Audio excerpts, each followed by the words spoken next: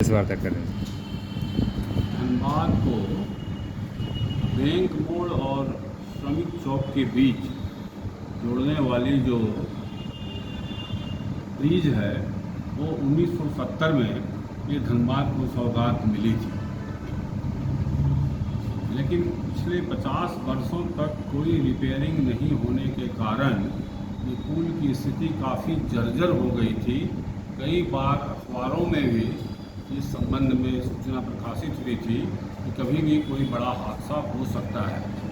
इन्हीं बातों को ध्यान में रख के मैंने और धनबाद कोर्ट के वरिष्ठ अधिवक्ता हमारे मित्र श्री राम पुनीत चौधरी जी दोनों आदमी ने रांची उच्च न्यायालय में एक PIL दायर किया था कि पुल की अविलंब मरम्मती कराई जाए, वरना धनबाद का संबंध बैंक मोड़ के उस पार के इलाके से कट जाए। और हम लोगों ने पूरी फोटोग्राफी कराई थी और न्यायालय के समक्ष प्रस्तुत किया था। जो समाचार वगैरह निकले थे पुल की जर्जर अवस्था के संबंध में, उन सारे कटिंग्स को भी हम लोगों ने लगाया था।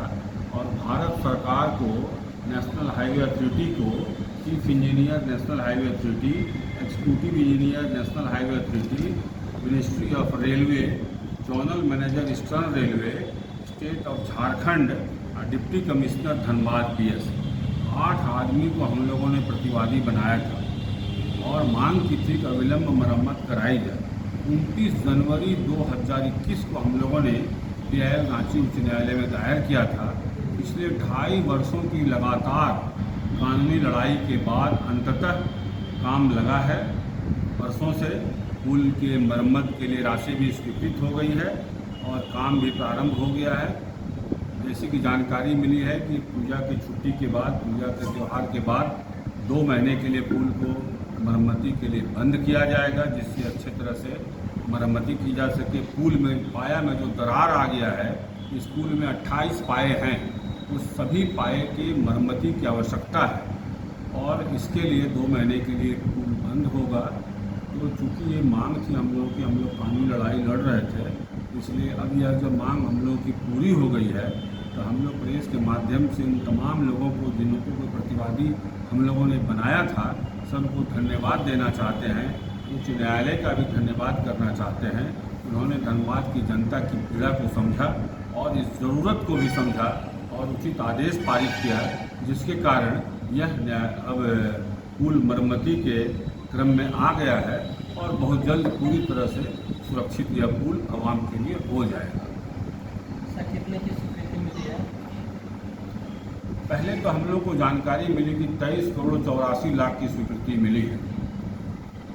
तो यह तो राशि कम बेसी भी हो सकता है, ज़रूरत के अनुसार हो सकता है कि काम ज़्यादा हो तो बढ़ भी सकता है।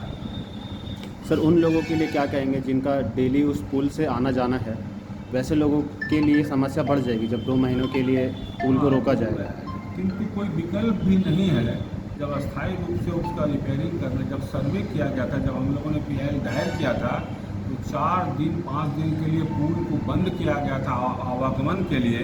और यह पुल कितना वजन सह सकता है, ऐसा विभिन्न जगहों पर 4-4 हाईवा पर अधिकतम वज़न दे करके बंद करके उसके 48 घंटा तक उसको देखा गया था, पुल दबाव कितना झेल सकता है, क्या स्थिति है। उसमें भी 4-5 दिन हम लोगों ने झेला था। और अगर 2 महीना 1 महीना जो भी हो तो सहयोग करना होगा, उसका कोई रास्ता भी नहीं। अगर फिर सुरक्षित उसको बनाना है, थोड़ा हम लोगों को भी उसके लिए विभागीय सहयोग चाहिए, देना होगा। अपना परिचय दे दीजिए सर। मैं विजय कुमार झा, पूर्व अध्यक्ष दियाडा, सामाजिक कार्यकर्ता, और हमारे बाईं ओर हैं धनबाद जिला के वरिष्ठ अधिवक्ता श्री राम पुनीत चौधरी जी। हम ही दोनों ने इसको PIL फाइल किया था, उसी के जिस PIL का नंबर था 470/21।